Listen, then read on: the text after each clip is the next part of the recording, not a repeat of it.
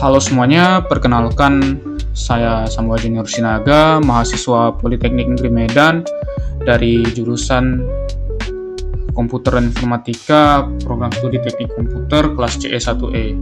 Pada kesempatan kali ini saya akan mereview berbagai jenis RAM dan menjelaskan perkembangannya, termasuk generasi DDR mulai dari DDR1 sampai DDR5. RAM adalah komponen vital dalam sistem komputer yang berfungsi menyimpan data sementara agar proses berjalan cepat dan responsif. Mari kita mulai langsung saja ke penjelasannya. Oke. Pertama ada DRAM. Jenis pertama adalah DRAM atau Dynamic Random Access Memory. DRAM itu menyimpan data dalam kapasitor kecil yang harus terus-menerus di-refresh. Oleh karena itu, DRAM cenderung lebih lambat. Namun kelebihannya adalah kapasitasnya besar dan biayanya rendah. Teknologi ini menjadi dasar generasi RAM modern. Oke, selanjutnya ada SRAM atau Static Random Access Memory. RAM ini menyimpan data menggunakan rangkaian flip-flop dan tidak membutuhkan refresh seperti DRAM tadi. Jadi ini lebih cepat sehingga kecepatannya jauh lebih tinggi dari DRAM.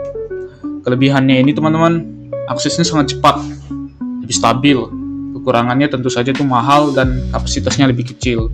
SRAM ini biasanya diletakkan pada CPU karena SRAM ini digunakan sebagai cache pada prosesor. Oke, yang ketiga kita akan mereview SDRAM atau Synchronous Dynamic Random Access Memory. Bentuknya itu seperti ini ya teman-teman. SDRAM bekerja sinkron dengan clock CPU sehingga proses baca tulis lebih efisien. SDRAM menjadi RAM standar pada komputer sekitar tahun 1990-an hingga awal 2000-an sebelum digantikan dengan DDR. Oke. Setelah itu kita akan masuk ke DDR SDRAM. Yaitu evolusi dari SDRAM sebelumnya yang mampu mentransfer data 2 kali dalam satu siklus clock atau double dead rate. DDR memiliki beberapa generasi ya kan, dari DDR generasi pertama hingga DDR generasi kelima yang saat ini ya teman-teman. Kita mulai dari DDR generasi pertama. Dari double dead rate RAM, kecepatannya berkisar antara 200 sampai 400 mega transfer per detik dan bekerja pada tegangan sekitar 2,5 volt. Dan perbedaannya antara kelima generasi ini teman adalah terletak pada notch-nya ya. Notch-nya itu kalau DDR itu dia agak sebelah kiri, DDR2 itu ada di tengah, DDR3 dia di sebelah kiri mirip seperti DDR1, DDR4 ada di kanan dan DDR5 ada di sebelah kiri ya. Oke, terus ada di DDR2 yaitu meningkatkan performa menjadi sekitar 400-800 mega transfer per second dengan konsumsi daya lebih rendah teman-teman, yaitu 1,8 volt. DDR2 juga memiliki refresh lebih besar sehingga transfer data lebih efisien. Kelebihannya lebih hemat daya dan lebih cepat. DDR2 digunakan pada PC tahun 2004 sampai 2008. Selanjutnya ada DDR3. Dia itu membawa peningkatan signifikan dengan kecepatan 800 sampai 1600 mega transfer per second. Lebih kencang ya teman-teman dari DDR2 dan DDR1. Dan tegangannya juga lebih rendah lagi teman-teman, yaitu 1,5 volt. Bahkan ada yang 1,35 volt untuk versi L. Kelebihannya itu lebih stabil tentunya, lebih hemat daya, terus dan bandwidth-nya lebih tinggi. DDR3 dominan dipakai pada PC laptop tahun 2009 sampai 2015. Terus ada DDR4 yang merupakan RAM standar pada banyak komputer modern. Bahkan saat ini tuh DDR4 ini masih dipakai teman-teman untuk beberapa komputer. Kecepatannya itu mencapai 2133 sampai 3200 mega transfer per second. Tegangannya lebih rendah ya. Lebih rendah dari yang DDR3 dan DDR2 serta DDR generasi pertama, yaitu 1,2 volt dan memiliki efisiensi serta bandwidth yang jauh lebih baik. Kelebihannya itu ya performanya lebih tinggi, konsumsi daya lebih rendah, dan mendukung kapasitas yang lebih besar. DDR4 banyak digunakan dari tahun 2016 sampai sekarang pun. Beberapa laptop atau komputer itu masih menggunakan DDR4 ya teman-teman. Dan yang terakhir ada DDR5. Ini adalah generasi terbaru, kan sampai sekarang ini masih dipakai. DDR5 meningkatkan kecepatan secara drastis teman-teman dari DDR4. Mulai dari 4800 mega transfer per second hingga lebih dari 6400 mega transfer per second.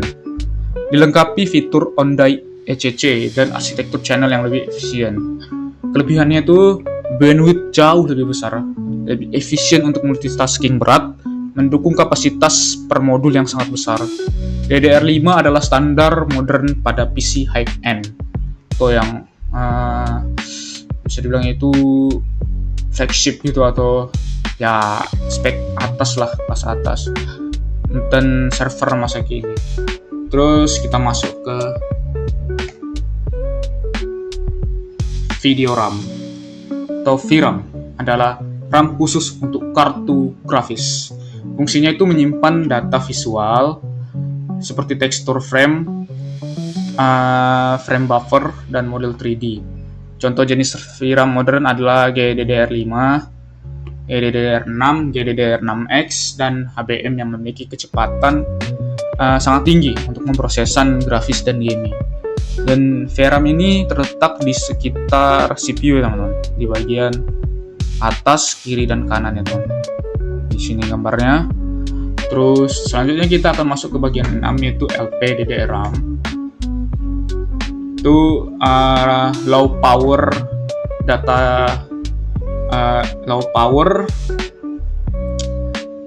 double data rate RAM. LPDDR-RAM ini adalah RAM dengan konsumsi daya rendah, digunakan pada smartphone, tablet, dan laptop ultra thin. Itu laptop yang super tipis banget. Generasinya meliputi LPDDR3, LPDDR4, LPDDR4X, hingga LPDDR5 yang saat ini, yang dipakai pada nggak cuma laptop, bahkan smartphone kelas atas kayak smartphone flagship bahkan menggunakan LPDDR-RAM ini teman-teman. Tapi ya LPDDR-RAM ini dipasang dengan solder ya, untuk langsung lekatkan ke motherboard.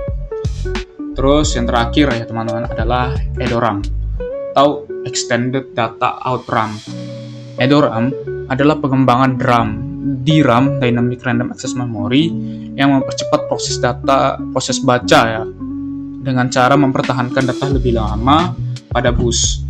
EDORAM populer pada PC era 1990-an sebelum akhirnya diganti dengan SDRAM ya, yang tadi kita jelaskan.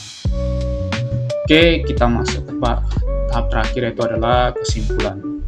Dari semua jenis RAM yang telah kita bahas, DRAM dan EDORAM adalah teknologi yang paling lama ya. SRAM digunakan untuk cache karena kecepatannya tinggi. SDRAM dan DDR merupakan memori utama komputer. DDR itu terus berkembang ya, dari DDR1 sampai DDR5 dengan peningkatan kecepatan dan efisiensi. LPDDR itu digunakan pada perangkat mobile atau komputer yang super tipis. VRAM itu digunakan untuk GPU yang memerlukan pemrosesan grafis dan gaming. Oke, RAM berkembang dari waktu ke waktu mengikuti kebutuhan komputasi yang semakin berat. Oke, ya sekianlah penjelasan dari jenis-jenis RAM. Semoga video ini membantu pemahaman kita dalam mata kuliah arsitektur komputer. Sekian dan terima kasih. Bye-bye.